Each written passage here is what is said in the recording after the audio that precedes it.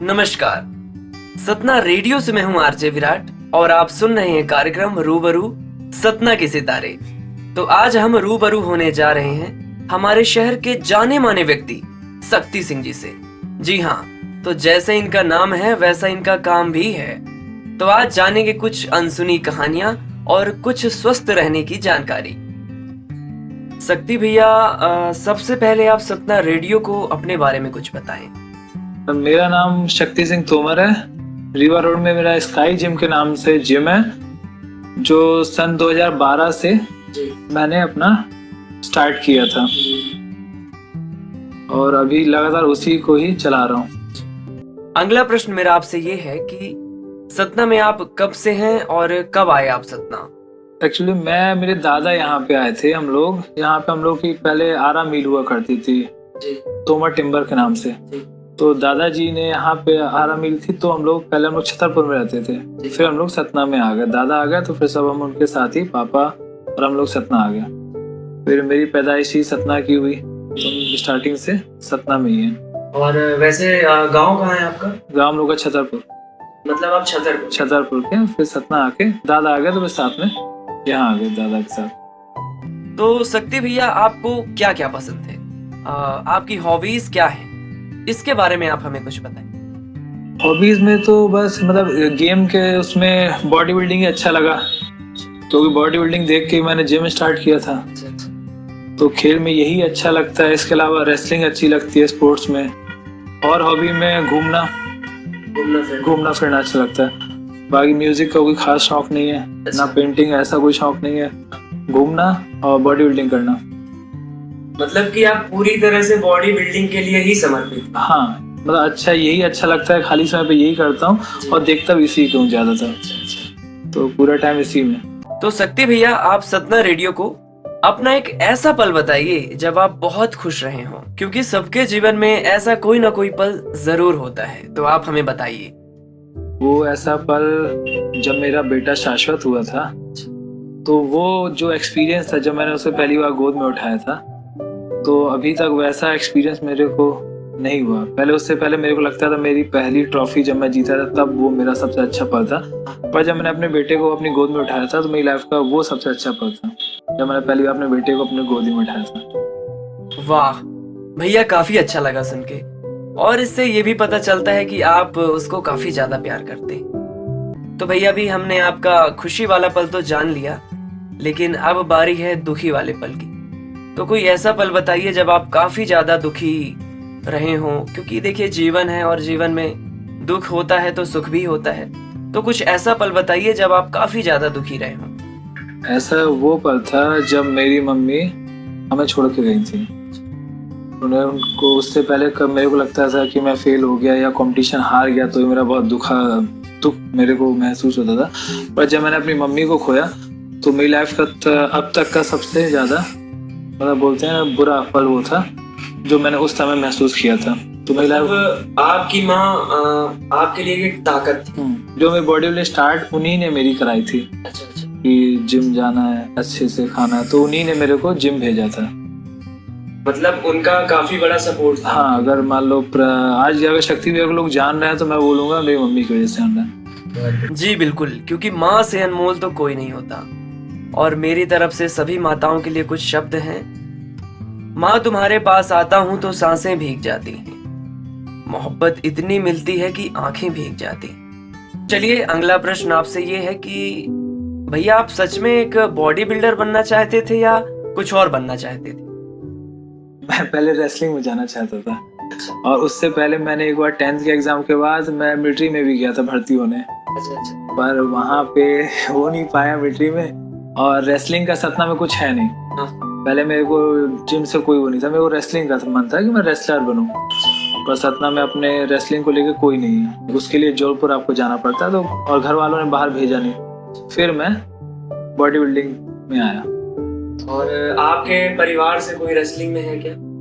मेरे पापा थे। अच्छा, आपके हाँ, पापा थे, वो करते थे अपना नॉर्मल जो शहर में होती है वो करते थे। मेरे दादा भी रहे हैं तो उनको भी देख के लगता था।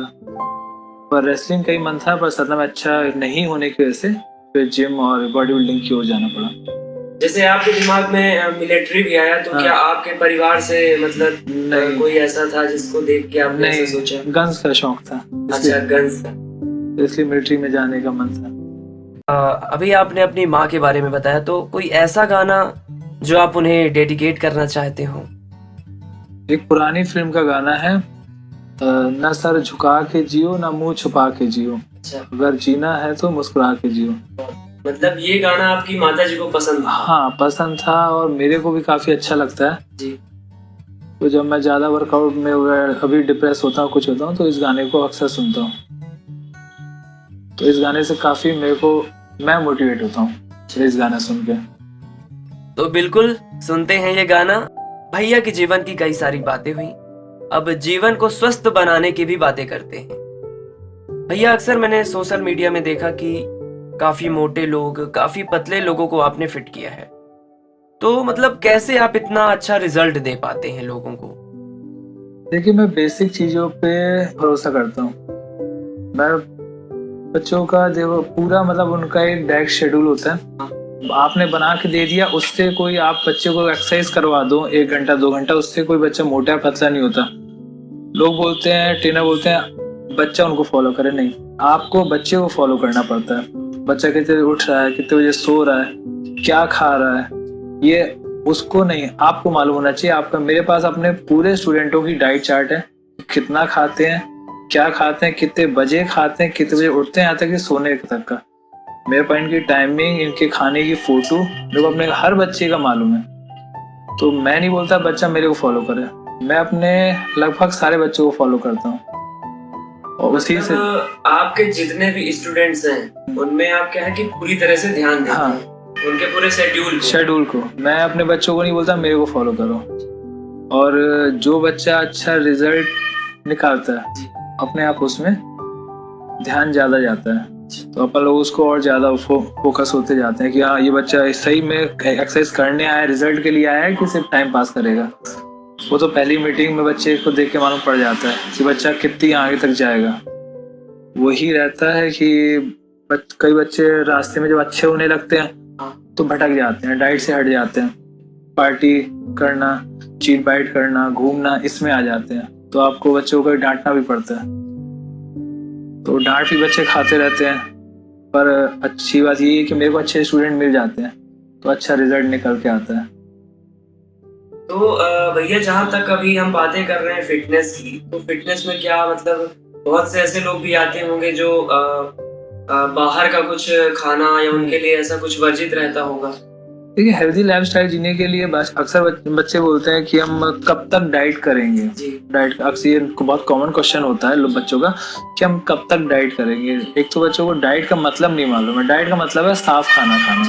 अगर आप डाइट को मोमोज, चाट, फुल्की या बाहर के जंक फूड से देख रहे हो तो आप वो आपको छोड़ना पड़ेगा। एक हेल्दी डाइट खाओ, आप हमेशा खाओ।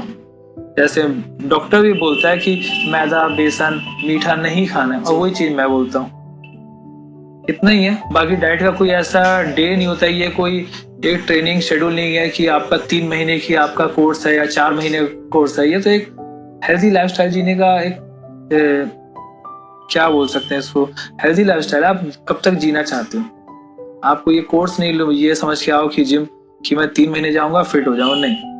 जब तक आप मतलब आप अपने शरीर को एक कैसा स्वरूप देना चाहते हैं, वो उस पर डिपेंड करता है ना। ये कोई बच्चे बोलते हैं कितने महीने में हम पतले हो जाएंगे जी। बात पतला होना नहीं है, आप कितने महीने के बाद पतला रह सकते हो, मेन बात वो है। आप ठीक है, आप पतले हो गए, आपने फिर घर गए, फिर आपने सब कहा फिर वैसे ही। बात पतला होना, मोटा होना, बॉडी बनाना नहीं है। बात ये है उसको आप कब तक मेंटेन रख सकते हो।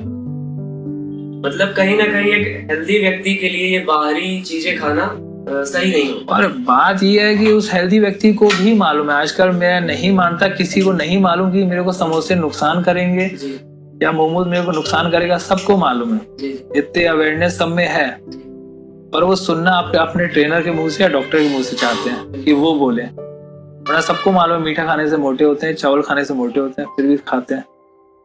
वो दूसरे के मुंह से सुनना चाहते हैं कि हमें कोई और बोले। बात इतनी है।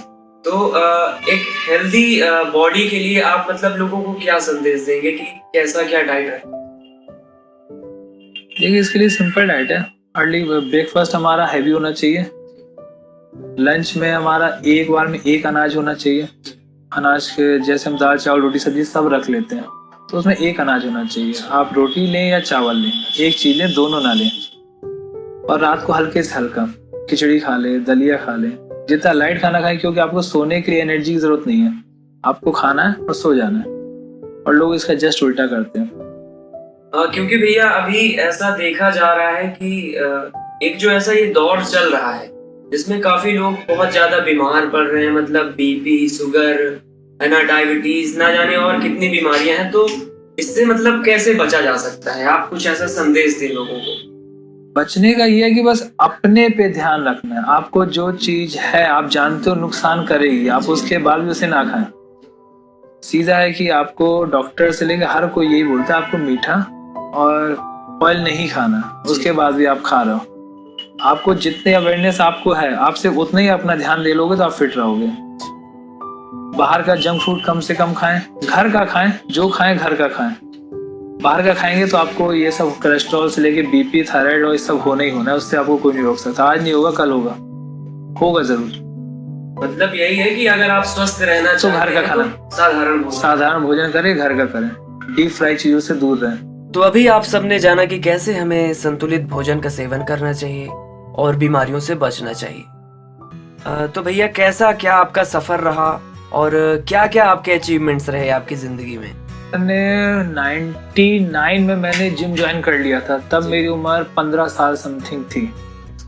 15 साल से मैं जिम कर रहा हूँ। पहली कंपटीशन सन 2002 में मैंने नहीं, सन 2000 में मैंने खेली। सॉरी, उसमें मैंने पहले मिस्टर सतना में पहली कंपटीशन में सेकंड प्लेस अचीव किया था, जो मेरी पहली कंपटीशन थी।